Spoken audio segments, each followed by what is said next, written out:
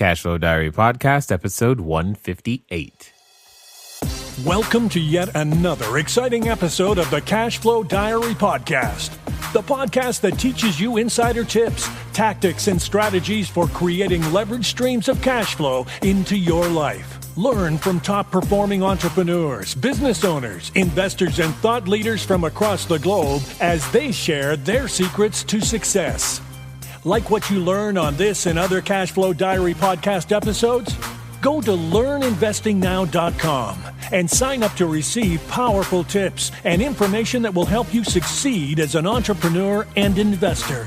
Now, here's your host, investor, entrepreneur, business owner, educator, speaker, author, and master facilitator of Robert Kiyosaki's cash flow game, Jay Massey.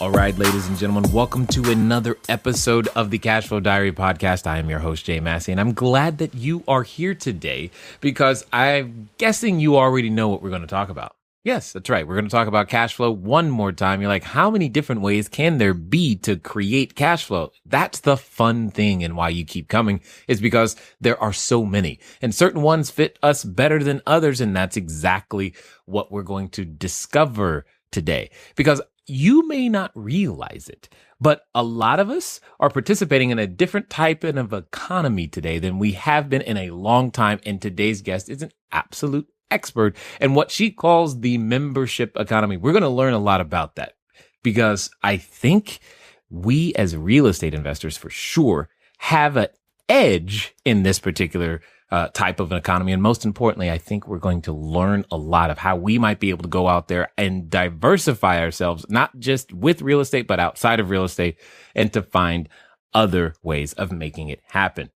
So today's guest is Robbie Kellman Baxter. She's the founder of Peninsula Strategies, a consulting firm founded in 2001 that helps companies excel in the membership economy. And again, we're going to find out what that is. A couple of things of note to think about.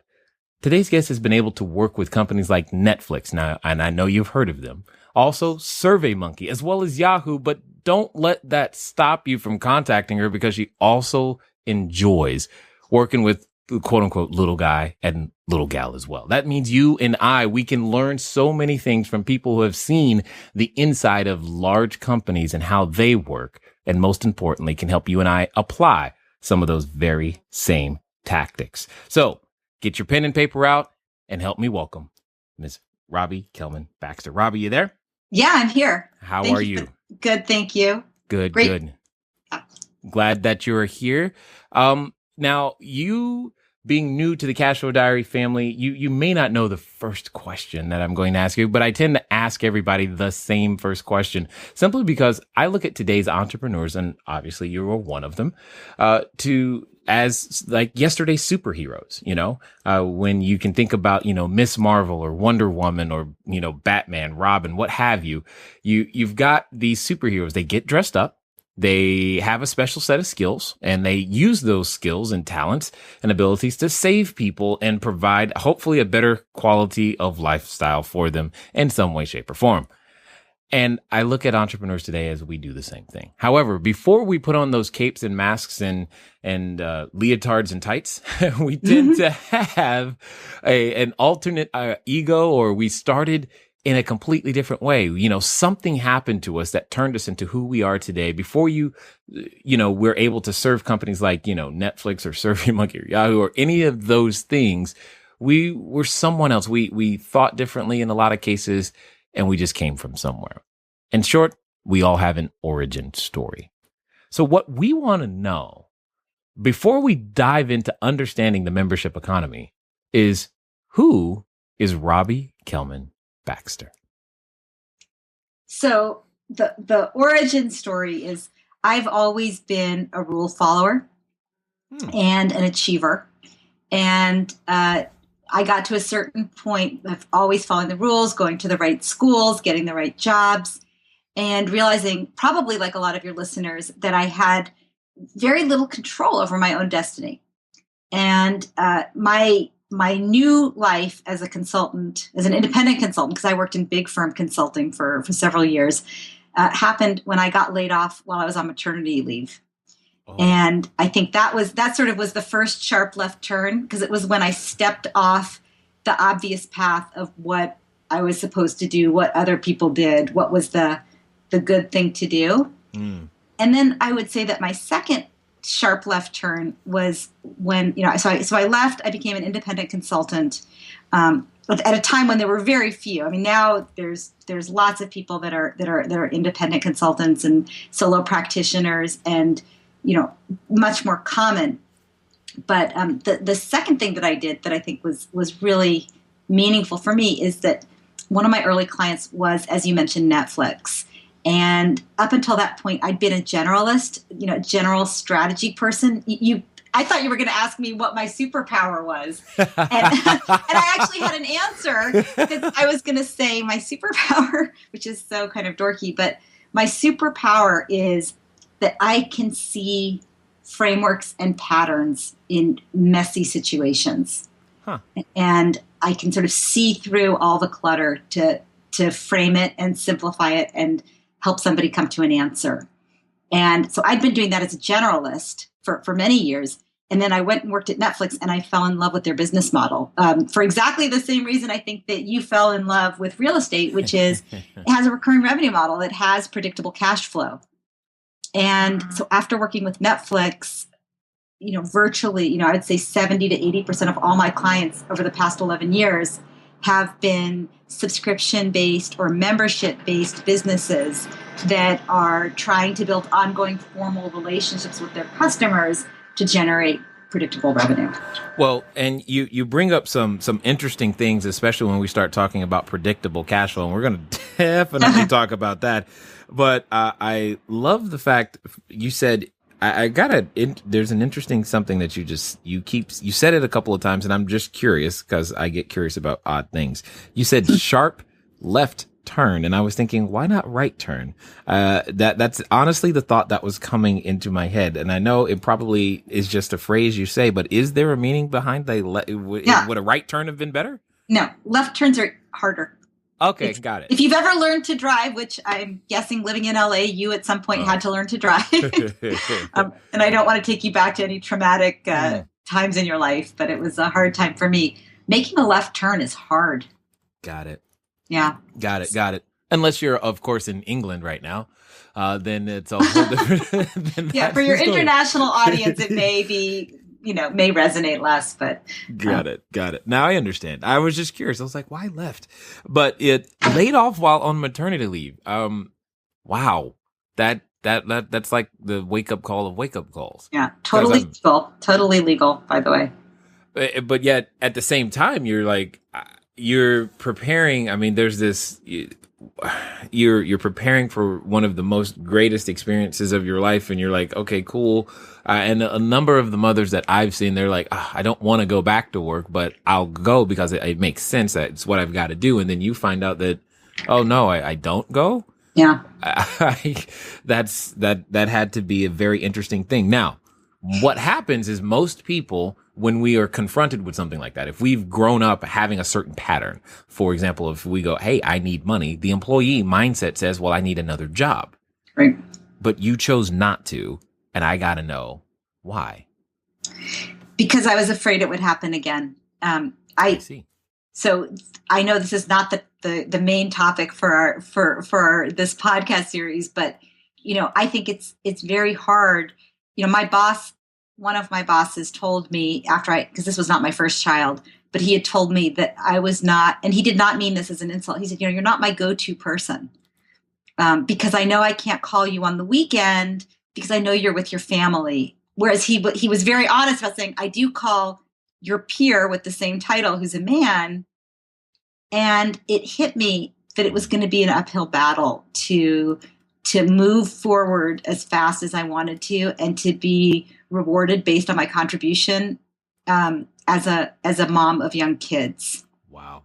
And I'm pretty ambitious, and I just thought, wow, I am going to be both going to work every day and leaving my family and not achieving the way I want to. Like, it's kind of the worst of all possible worlds, no freedom and not really seeing how I'm going to get where I want to go. And so I really had to rethink what having a career meant. Wow. And you did, clearly, and you took confident action in the direction of where you wanted to go. Now, you've got to clear something up for us, because I know most people, when they're trying to make that leap, I know for me, I couldn't go, hey, Mr. Multi-million dollar, billion-dollar company, how about you be my client first? You know, you got to, getting Netflix out of the gate, there has to be a story on how that happened. Yeah. So first of all, I would say that I used some really nice language that implied I was much braver than I was. Okay. What I actually did was I said, okay, I'm going to spend 6 months and see if I can make this independent consultant thing work. If I can figure out how I could make a living. Because I had a number. I have to make a certain amount of money. My husband has to, so that we could afford our house and our lifestyle. And I thought, well, if it doesn't work, I'll go back to get a job. And so that was the first thing. And then I said, for my first few consulting gigs, I said, if I can make more than this much per hour, and I was still, now I'm value-based, but at the time I was just hourly. Right. I will do anything if it falls into the general category of marketing and strategy. So I didn't even go to my highest and best use or my vision of how I wanted my career to go. I was like, I will just do what I need to do. And I had a couple of, I fell into the first big project, through I had the benefit that I'd been a strategy consultant before, so I knew what consulting looked like. And I'd gone to business school, and I knew a lot of people that ran businesses. And somebody said, hey, I have an opportunity to do a project for Sun Microsystems, which is a huge company at the time. And I did that, and that turned into one project after another. And I thought, okay, now I understand how this works. You get a couple of big clients, there's lots of projects, you go from one to the next. And I had enough confidence after about 6 or 8 months that I started to really invest in building a consulting practice. Got it. Well, I'm sure the day that Netflix says yes, you go, oh my gosh, this is an amazing something. Yeah, I mean, that was, I think Netflix was 2.5 years into consulting. So I'd had 2.5 years of earning more than I'd been earning as a, director of product at a Silicon Valley tech company. And then somebody asked me to work on a project at Netflix. It was actually a short project, and it turned into almost 2 years of different projects. And this is all a while ago. I mean, this is 11 years ago now. Oh, well, there's still very few people that I'm aware of who can say that they've worked with such a company, but you've taken that information and been able to see how to use it and leverage what it is that they have the ability to do quite so well, is create what that predictable cash flow was. Yes. So what was it, I guess, before we go there, because I was about to just dive right in on my own assumptions, I want to know, in your words, what is the membership economy? The membership economy is a term I coined to describe this massive change that I've seen in the way organizations engage with their customers. It's a transition from ownership to access, from transactional to relational, and from being anonymous to being known by the organizations with whom you do business. Okay, got it. Now, what do you mean by ownership to access? What is ownership to access? So should be familiar to, in the real estate world. If I own a piece of property, if I own a house, I have a lot of flexibility and control. I can tear it down. I can remodel it. I can paint it. I can do all kinds. I mean, there's some limits, but I can do whatever I want. I also have to spend a lot more money than if I rented. Yes. And I also have a lot more responsibility, because if something breaks, that's my problem. Yes. If something goes wrong, it's my problem. If I want to move, selling it is my problem. It's an asset that comes with a lot of burdens. Mm-hmm. So in some cases, it makes sense to take those burdens in exchange for the privileges of ownership. But in a lot of cases, you just want to access the benefits. So, hotels, rentals, timeshares, fractional ownerships, Airbnb, sharing of properties, all of those things are different ways that you can get the same value, that is access to a physical roof over your head, but with all kinds of different business models. Nice. I like it. And even though obviously Netflix and companies like it, they don't necessarily do real estate, they still have these same components when you're saying ownership. So instead of owning the DVD, you have access to the DVD. You have access to the whole collection. Yeah, and you Correct. don't have the burdens. Like in their case, the burden of ownership is number one, where do I put all the DVDs? Number two, I can't possibly afford every DVD that I might ever want to watch. And, the DVD technology becomes obsolete over time. So, I don't know if you ever, did VHS. I did. I think And you and I beta. are about. And beta too. Oh, boy. I never went there. But, then you're stuck with obsolete technology. Whereas if you're a member of Netflix, the promise is that you're going to get access to great video content in whatever the most current, useful, high-quality format is. So, it used to be DVDs with Netflix, and they still let you get DVDs. But most people now that are Netflix subscribers get their content via live streaming, right? Or not live stream, but streamed content. Yeah. And that's because that is the best and easiest and highest quality way to experience their content. Well, what happened for us on that one, because I remember when we made that decision, my children, all those kids DVDs, Dora the Explorer and Thomas the Train and all this other stuff. It's like they come out with a new one every 3 weeks and the kids would want it. I'm like, we're not playing that game, because they're going to end up scratching it, ruining it, and it's going to be the favorite one, and we're not going to have access to it when you need it, and then daddy's going to have to go buy another DVD. And I'm like, no, we're not going to do that. And that's how we started streaming Netflix, is because I didn't want to have to keep buying the same kid DVD over and over and over again. And we could just stream it. And that, I don't even know how much money that saved us, but it was definitely worthwhile to just have access to it. Now I get that. I get that 100%. Now you say transactional to relationship? Yeah. So with a transaction, right? I sell you something, we have a transaction, and then it's your problem. Okay. Right? You own it, caveat emptor, all of that. It's your responsibility. If we have an ongoing relationship, so for example, I would imagine in the real estate world, a renting relationship is an ongoing formal relationship. Got that right. So the transaction, the day you sign the agreement with the renter, is not the end it's not the end, it's the starting line. Yeah. Right? I mean, so. And maybe with some problems, but what we call in the SaaS world, in the software as a service world, customer success. If you don't onboard your renter properly, you don't set expectations with them, if you don't get them to use, your asset in the proper way, you run into a lot of problems, because it's an ongoing relationship. They can choose to leave at any time if they find that they don't like working with you. On the other hand, if you have a nice relationship with them, as you've talked about, predictable cash flow forever, because they're not going to move unless something happens if you're meeting their needs. Well, and this is one of the things that I think I want you to talk about a little bit more, because I know as a lot of investors, or real estate or otherwise, we can get guilty of, we can go, I just bought the house, and the house is what's going to produce the return, or the building or the apartment complex or whatever, and go, I don't need to do anything else. All my work is quote unquote done. No, it's just getting started, right? I know. And yes, that is the challenge and the opportunity. And I would say that the people that understand that end up having greater, it's too many organizations become enamored of their own products, and I would say in real estate, that's loving the building, or the home, or the office building, the apartment building, whatever, more than the customers, right? Or the members or the renters. And if you focus on treating your renters well, you probably get better results than if you just focus on the fact that you have this fantastic asset and expect it to just work for you.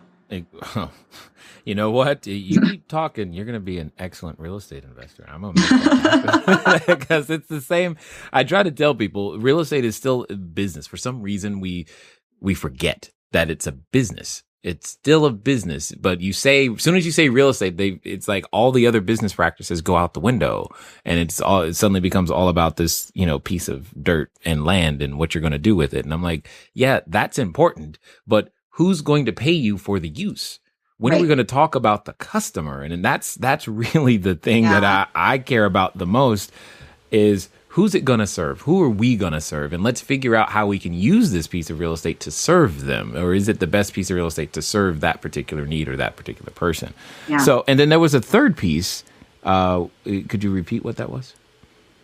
For you were talking about the membership economy from ownership to access, transactional to relationship, and then I couldn't write fast anonymous to known. Anonymous to known. Okay. Yeah. So what that means is when you have a transaction, the buyer goes away, so you don't really know them. Okay. But in the membership economy, because your relationship with them is ongoing, I see. As a customer, they are giving up anonymity. And in exchange for that, they're getting the privilege of being known. And so a lot of times when I talk about the membership economy, people say, but I want my privacy. They usually are thinking about it in terms of online business. They say, well, I don't want companies to know what my preferences are. That's none of their business. I don't want them to know how old I am but really the ethical obligation of the organization is to use that information to provide a better experience. Yeah. Because if I don't know, I can't serve you.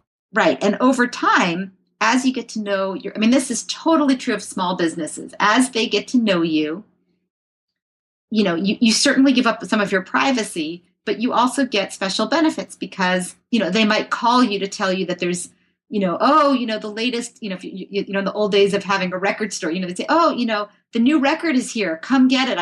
I held one back for you. Or you walk into your favorite diner and, they know what you like to eat. So the food is ready almost when you sit down. Right. Or, in the case of like a hotel, when you go and they're like, you want the room closest to the elevator with the view, or you need the double beds, or you need the no smoking room. It's, the fact that they know things about you, the trade-off is they know things about you and then they give you a better experience. In theory, that's exactly what they're supposed to do. Now, just for the sake of a few people, just so that you know, a record store is what used to exist before there was iTunes. Okay, iTunes. Think of iTunes, but in a store. Okay, got it. Now, with all that being the case, then how does this? Okay, so let's say, obviously, we do real estate, but there are a number of us who also do many other businesses with the awareness that we're in this membership economy. It sounds as though are you saying that the traditional transactional style business is somehow going away or disappearing, or should I be thinking of a way to create a membership? Yes, you should be thinking of a way. Okay. I would advise virtually any kind of organization to be thinking about how to build ongoing formal relationships with their customers. So let me give you a totally different example. Professional services. I bet that some of your listeners are content creators, people like you even that, have podcasts, you create content. In some cases, there's some content that's available for free. There's some content that's available at a price. Maybe there's consulting or training or workshops. Maybe there's, experiences where you go to a lovely place and you have a week-long, intensive experience, all those things. You can build membership into those kind of models too. So in historically in consulting or any kind of like law or any kind of professional services business, you would do it kind of transaction by transaction. I'm going to do this for you. It's going to take 6 weeks. It's going to cost this much. I'm going to write your estate plan for you. It's going to take 3 days. It's going to cost this much. Mm-hmm. Whereas if you let them be part of a community, you can just restructure what you're offering them to provide greater value. So, if I'm getting an estate plan written for me, probably it's because, in most cases, the time when you have your will written is usually when you have valuable things in your life, which are usually either assets or children or both. And hopefully your children become an asset at some point. Right. But that's, most people go see the estate planning attorney when they have kids and they're like, oh boy, I need to have a plan for what if I die? Who gets my kids? How does the money get, do they just inherit it when they're 12 or do they have to, all those things. Yes. So not only do you need the estate plan, but probably it would be helpful to meet the other kinds of professional services providers that you might need. It might be useful to talk to other people who are at your same life stage and have a community so that you can, maybe talk about things like, well, what if you don't really want your brother-in-law to take care of your kids because you don't really like how he's raising his own kids? Those kinds of questions. You can build community where people peer-to-peer, can help one another, and then they can also give you feedback about what kind of additional content or expertise they need. Uh-huh. And you can start creating different offerings, different tiers of value that people get where they're paying you on an ongoing basis. So maybe I got my estate plan this year, but maybe I sign up with my estate planning attorney for ongoing services and connection. Or like if you run a nail salon, maybe instead of saying it's, $15 to get a manicure, you say, and most people get their manicures done every week, you say, if you join our community, you can always get touch-ups anytime you drop in. It's all included. It's $60 a month. And we have happy hour for our members from, 3 to 5. And we have drinks, and you get to know the other people who also like getting their nails done. And got it. This is like, when you're talking, I'm starting to, it's funny when you're talking, like actual company names are starting to come to my mind. Like, oh, that's what they're doing. One of the ones that just came to my mind was like Massage Envy. I was like, oh, okay. Cause they have I don't know what it is. My wife is always going, the membership where she can just keep going and going. But you still have the option to go, one off at a time if you need to, but you have a certain set of prepackaged services that are already included. Now, all right, I can be something of a bottom line person. This sounds like extra work. Help me understand how this results in extra cash flow. All right, guys. As you can tell, I'm excited about this particular interview, and you should be too, because we're learning so many different ways of looking at the business that you have probably seen before, and you're seeing it through the eyes of a person who's mastered other ways of creating passive income. And that's what gets me excited, is the fact that we can take information from one genre of business and put it into another and find a way to leverage that information so that we can all be more successful together. Man, I absolutely got to tell you guys that I love the opportunity to meet all of these entrepreneurs. And remember, you're going to be the same today as you will be tomorrow, except for the books you read and the people you meet. Yeah, absolutely. So what happens is, in any business, as you know probably better than anybody that I've talked to, you want to have predictable cash flow because it allows you to plan ahead. It allows you to invest. It gives you peace of mind that you're going to be able to pay your expenses. So if you think about, let's say, the nail salon or the Massage Envy, if somebody is in a subscription, you know how much money's coming in. You're better able to plan your staffing. And once someone signs up, they make a habit out of certain behaviors. It becomes part of their regular routine. So let's say that your wife does a massage every Tuesday at 10.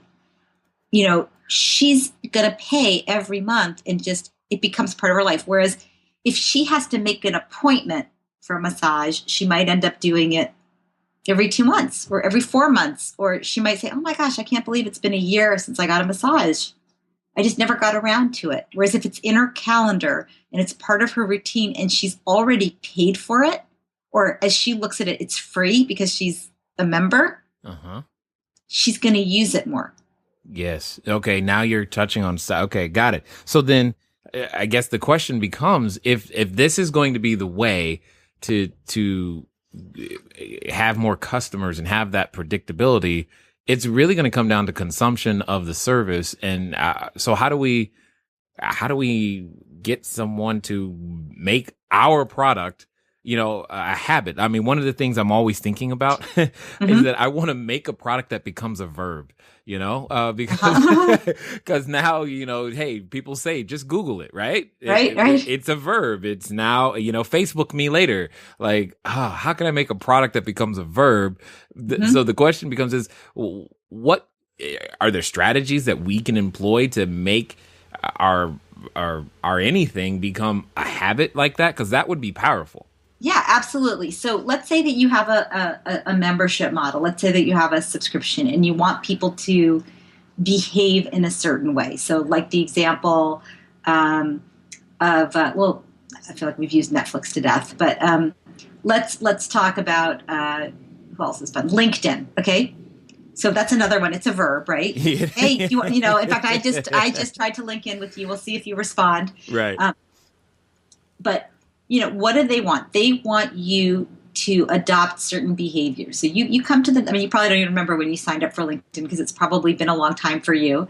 But, when I signed up, originally I did it because it was basically a free website for my resume. I didn't have any contacts, but it was a place that I could send people and say, oh, go to this place called linkedin.com/whatever. And you can see everywhere I've worked and where I went to school.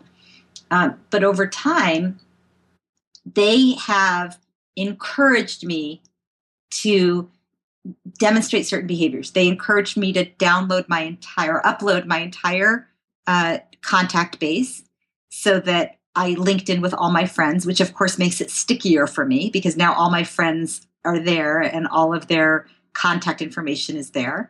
They encouraged me. They sort of done a little bit of almost gamification to get me to input all the different categories of information that they want from me. So I think they have like some kind of a circle that gets filled up as I, add information about my schools and information about my jobs and information about my hobbies and information about the nonprofits that I work with.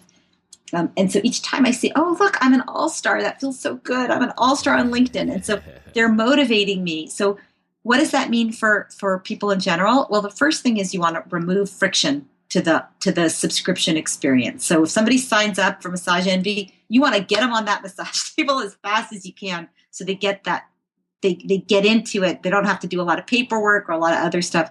They decide they want to do it. And it's like really quick that they're through all the sign up stuff. The second thing you want to do is you want to have them experience the benefit of being a member. So in a massage, it's, wow, somebody's rubbing my back and it feels great. But I have a client, a small business called Curbo, which is a weight loss program. It's an online weight loss program for adolescents. It's really, it's an amazing program. The problem is that when you start, there is a big lag from the day you say, I'm going to lose weight until you actually have lost the weight. And so what they've done is they've gamified the first few weeks of your experience. So they've put in little things that the kids can do to learn, red light foods and green light foods. And they have little rewards, like little online rewards for completing, doing the inputting for what foods you've eaten each day. Or for inputting your exercise for the day. And what that does is it creates an artificial benefit that rewards people for doing those behaviors. And that's what you want to do. Whatever behaviors you want your customers to do, you want to reward them for doing it, especially in the first 30 days so that they make it a habit. Because they're going to decide right then and there if you're going to be a habit or you're going to be something that they cancel. And then the last thing that you want to do, so you've removed friction, you've given them benefits. The last thing you want to do is you want to give them feedback that they're doing it right. Because people love feedback and people, we haven't even talked about sort of the motivations of why. We've talked a lot about why companies and organizations love this, but people love it because we want to be recognized and we want to belong. We want to be seen for the contributions and the achievements that we've made. And organizations that can provide those good feelings are going to win. Okay. I'm sorry. I am I'm so busy taking notes right now. My hand, I'm like, I can't write this fast. I'm actually kind of glad. I'm glad this is recorded because this is good. So nice. Now, when you say people like it as well, I'm just gonna. It seems easier to me to sell a one-time product than it is to get someone to sign up for a subscription anything. I know it is for me. I'd rather pay, in some cases, $200 once than have to sign up for something for $20 a month.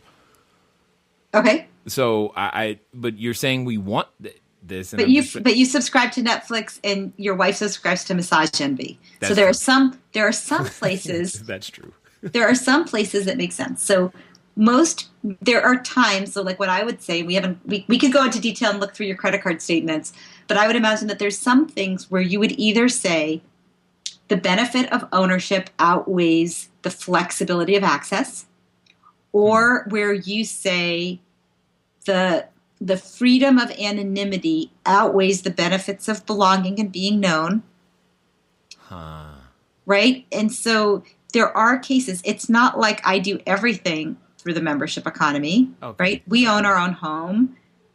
We have a swimming pool. We don't belong to a country club. I mean, there are definitely things that we do that are, and there's reasons for that. I like the control of having a pool and being able to invite people over and not having to drive. That, but but there are lots of people who say, oh my God, why do you have a pool? Right. You'll never make the money back on your pool the way Right. That's me, by the way. That's me. Because when I'm looking at property, I'm looking at income and expenses, and I'm like, oh God, there goes a money pit right there. Pool. I'm like, I don't want pools. I just don't want that stuff. But I get where this is awesome. Because this is a different way of looking at business that obviously, I mean, in my head, I call, landlording, I guess we could call that the original membership model. That's what I call it in the book. Oh, really? Okay. Well, yeah, because I talk about property as being something that has been, we've had membership models forever. I mean, somebody asked, the sharing economy is this kind of buzzwordy thing now that's like, Airbnb and Uber, where people are sharing their own assets. Uber. Do you? Uber. I love Uber. Oh, it's so great. So here's the funny thing. They're like, well, this is a new model. And I'm like, okay, vacation rental by owner is totally sharing economy. Right. Right? It's people saying, oh, I have this vacation property that is underutilized. I'm going to make it available to other people directly so that, these are not new ideas. It's just technology is extending the infrastructure of trust and making it easier for us to do this with people we don't know. Wow. So so here's the thing. If I want to go out there and Robbie, do you have like the top 10 commandments of what you must do in order to have a successful membership economy on anything across any vertical, any market, in any place? It's got to have these components. If you don't have these components, you're going to fall apart. Okay. So I tried to do that when I was writing the book. I tried to say, these are the things you need to have. And what I came up with was that there is no one thing that defines. But wait, I have something good.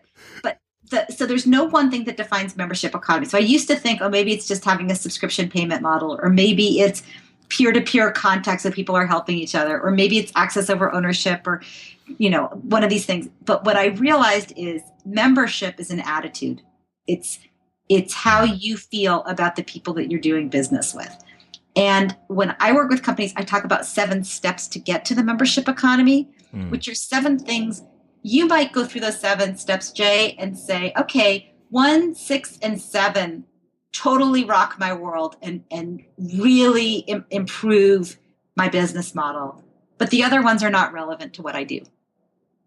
And that's okay with me. I don't mind if you don't use all 7. And there are things like the organizational structure. You need to have the right people, the right titles, and the right roles to support ongoing relationships. So, for example, most transactional companies, they might have tech support or customer service, but they don't really have customer success. They don't really think about who's going to be responsible for making sure that the person has an ongoing good experience after they sign up with me. Another one is the use, I call it, the use of freemium. Considering the role of free and freemium in your business model, which is the idea that you can provide some value to bring more people into your network, which makes your network more valuable for all of your members. Also, it's a great way for trial so that these people might upgrade to your paid services, or they even become the voice. Sometimes you have something where, like, let's say LinkedIn, where the people who aren't paying are actually bringing in people who do pay. And so they're actually a lead source. So, anyway, those are 2 examples of the 7 steps. And I have a chart I can send over to you if you want. But those are the kinds of things that everybody should think, what can I give away for free to extend my reach?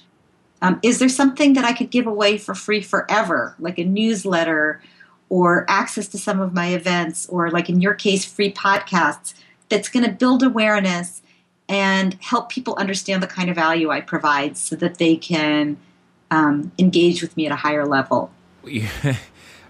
If you could see me right now, I have a whole bunch of goosebumps all over myself, right? Because I'm just like, because you are contextualizing and crystallizing something that we've been doing, but I didn't have a context for. I didn't know what to call it. I don't know if does that make sense? Yeah, well, that's my superpower. Oh, okay. I frame things. That is, that is the thing that I love. I appreciate you saying that. It makes me feel so good, because that is really, facetiousness aside, that's what motivates me, is if I can come up with a framework that helps somebody else see clearly what they can do to make their life better. Right. It feels so good. Well, and here's the thing. All right. So we do have a membership where we teach a lot of people the techniques that I use just to build, our real estate business, etc.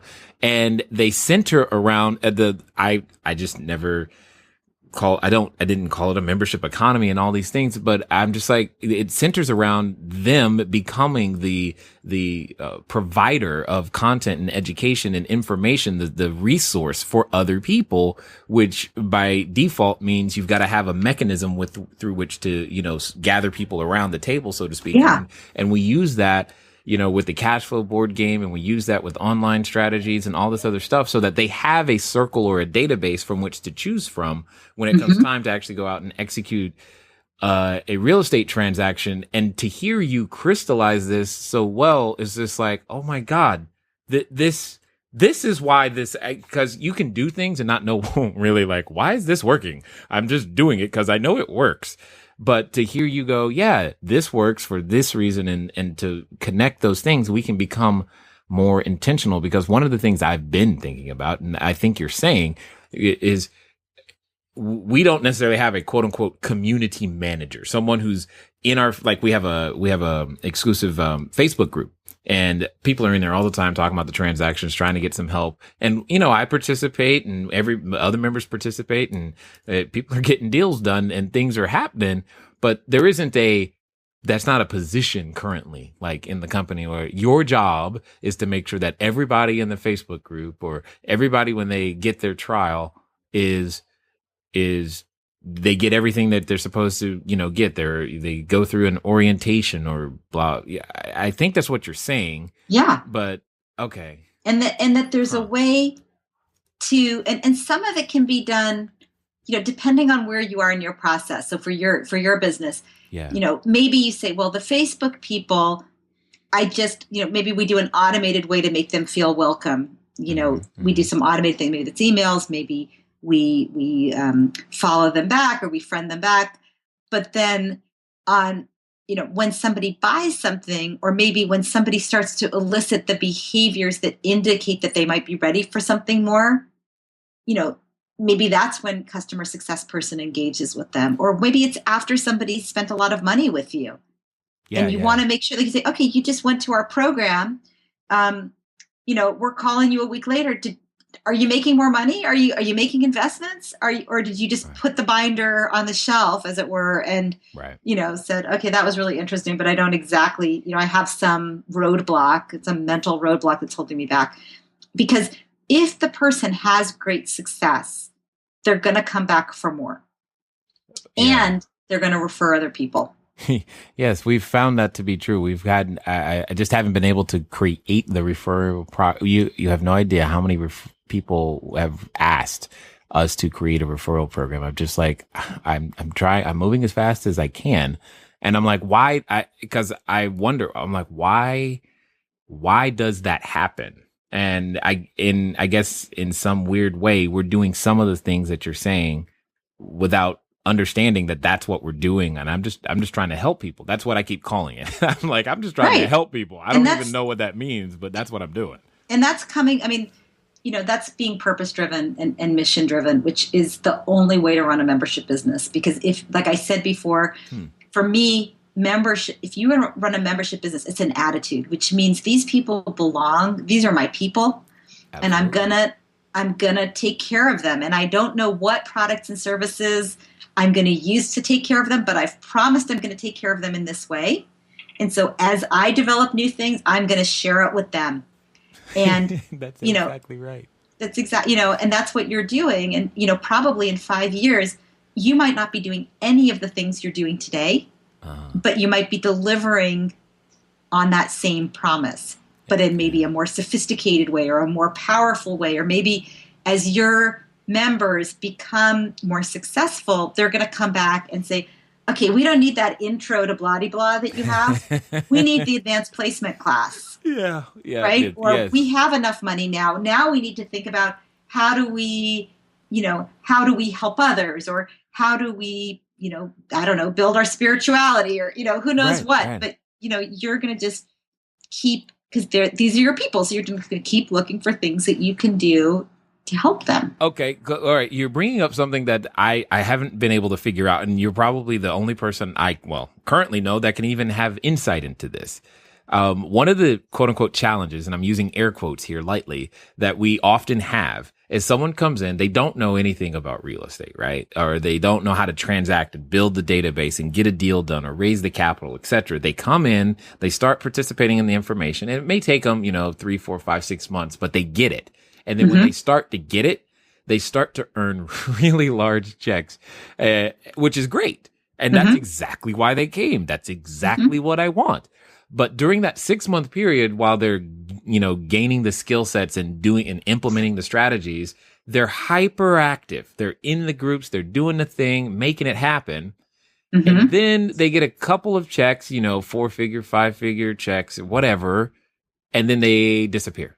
And I'm just like, why? What? Okay. So I have some thoughts on that. Yes. Okay. So number one, you need to keep providing valuable services and content for your advanced placement members. Okay. Okay. So now I've got so what advice would you give, or what help would you give to somebody who says, okay, I've got some 4-figure and some 5-figure checks coming in. I'm no longer worried about, supporting myself. What is the next thing that would be on that person's mind, and how can you help them with that? Where is the next step on their journey? Well, they still have to systematize it. I mean, they're still a one-man band or one-woman band. Right. And they still got to get to that system level to where those same checks can happen without them being directly involved on a day-to-day basis. So they're like I have a mentor, and he calls it, you want to decrease your labor intensity. That's what I would say. They're like, okay, I'm making money, but I'm working really hard. Right. So like you'd say, okay, so you need to systematize things. Maybe you need to hire help. Maybe you need to stop doing the small deals and focus on bigger deals now that you have some capital. Yeah. So anyway, that's your advanced placement class. And you need to offer that to people and have some requirements. This is a class that's offered to people who are making between, at least $100,000 a year free and clear, or whatever your number is. So that's a good number. That's you're hitting those are the individuals that I'm like, I got you that far. Don't leave now. Right. The second thing is you want to create a culture in your community that people help each other. So yes. Probably some of those people by name, the ones that have been most successful. Of course. And you could feature them and you may already be doing some of this, but you would want to feature them on your show. You would want to encourage them to guest blog about what's worked for them, or how they've interpreted what you've taught them, like their own flavor of, Jay Massey's cash flow, like what are they doing differently? Because maybe, I'll give you the example with my mentor, who's Alan Weiss, who's, they call him the $1 million consultant. He has a certain style. First of all, he's a man. He's older than I am. He's from New York. He has an aggressive style. So sometimes when I would look at him and he'd give advice, I'd think, I can't do that. Like, that's just not me. But then I'd see somebody else, like a woman my age, or it could be a man who kind of has more of my background or does the kind of consulting I do. And I'd look at how he did it. And he's still following those same principles, but with his own flavor. And I would get it, right? I would like, oh, I get it now. And so making space for your best students to become teachers and mentors. And you can do that in a formal way. You can do it in an informal way. You can, and you want to create that culture. That's part of membership, is that there's an expectation. If you think about like a fraternity or a church, there's an expectation that the people who are having success stay and help the people, there's a spirit of community and of helping. And, one great example, I know we're probably running out of time, is CrossFit. The workout I know phenomenon. Yeah. Okay. Yeah. So one of the things that they do is that when, they have their model is you go to kind of a class. So you go like, your Monday, Wednesday, Friday, 7 to 8. And the same people go to that class, mostly every week. And they all have the same workout, like do as many push-ups as you can until you're exhausted. And then you have to run 3 miles on a treadmill. Then you do something else or whatever. Well, everybody stays until everybody's completed the task. So if it involves something like running 3 miles, maybe you can run a 6-minute mile, but I run a 12-minute mile or a 14-minute mile. That means you stick around till I'm done. And so you're standing there, probably not even out of breath anymore, saying, go, Robbie, go. Good job. You can do it. You might talk to me afterwards and say, Robbie, I used to do a 12-minute mile. Now I do a 6-minute mile. So you can do this. So your best members become your super users. That's what you want. You want your best users to be your super users. You don't want them to love you and leave you. And that's the thing. And I haven't figured out what the magic is. Some do, some don't. And I'm just like, some, they're, and I'm sure they're listening to us right now and they're wondering which ones I'm talking about. But some of you guys, they stay and they help and it helps everybody. And I'm like, yes. And they begin to take ownership of, what we're building together in terms of the real estate community. And that's what gets us excited for sure. Because it's like, yeah, they're getting it. They're helping. And I'm watching this unfold before my eyes. But at the same time, I'm just like, how can we do that part better? So yes, yeah. Why do we have to have time limits on things? Go ahead. Okay. So here's what I'm going to say. Yes. So I actually coach people on, independent, like what I would call independent content providers and consultants, which is what I would call you, on how to build their business model. And if you look in the book, there's a section called What You Can Learn from Small Businesses and Professional and Consultancies. And I have a case study of Alan Weiss, who's my mentor, and it goes through a lot of this stuff. And, take a look at it. And I think probably a lot of your, there's some I'm sure that are, most are in real estate, but I know you said it's about cash flow. Yeah. So some of them may also be, content providers, thought leaders. And so this might be a really useful thing for them. It's been useful for me on all fronts. I mean, at the same time, I've got to treat these same principles apply when it comes to making sure that you get your, rent checks. Cause I tell people all the time, one of the funny things, Robbie, is people say, I don't want to sell anything. I just want to do real estate. And I'm like, okay, what do you want to do? Well, I just want to be a landlord. I'm like, cool. Well, then you're selling the same piece of real estate every 30 days. That's literally what you're doing. Exactly. Oh, I love that. Yeah. It's like good. So, and when they start to realize that, they're like, oh, yeah. I'm like, yeah, it's work every 30 days. You got to continually provide the service that gets the person to want to give you the check. Yes. It doesn't just happen. So there's so many of these things that I'm listening and taking notes on. I'm just like, oh goodness, my pen might even run out of ink. It's just awesome. So now if I'm certain there are a number of people listening right now who want to just consume and understand everything that you have to offer and make possible, because you're already, even in this short while, you've created some distinctions for myself that are allowing me to now go, okay, here's what we need to do next. What does the person who is listening right now, what's the best way for them to stalk you and find you online or offline or whatever and get more of what you've already delivered so far? Yeah, well, great. Thank you for asking. I would say, the book is full of this information and a lot of the frameworks. And so that is a cheap and highly efficient way to get some of these ideas. And for the people that really want to dig into this, this is what I do. I work with independent service providers and entrepreneurs all the time. And so they can reach me at, peninsulastrategies.com. And we can talk about working together if that's something that people want to do. So excellent. I mean, I know I've learned a ton.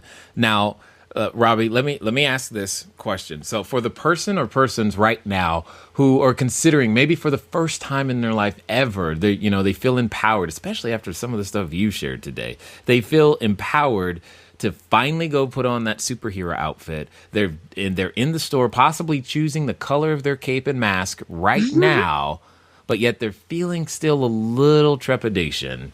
What would you say to him or her? I would say have a backup plan and make a series of small experiments. I like that.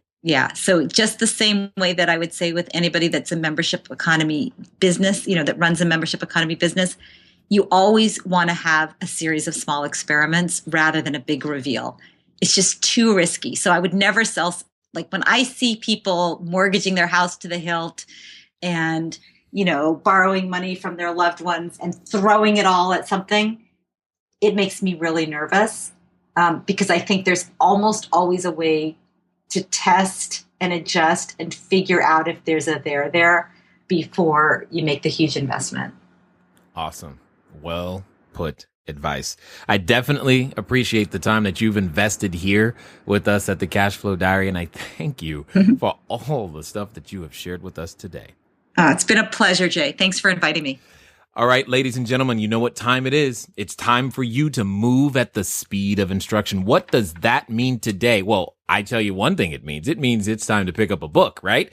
Because and I know, and you just heard that there were so many business principles that apply to not only to your business today, but to the business you dream of in the future. And I'm telling you, it relies on the membership economy.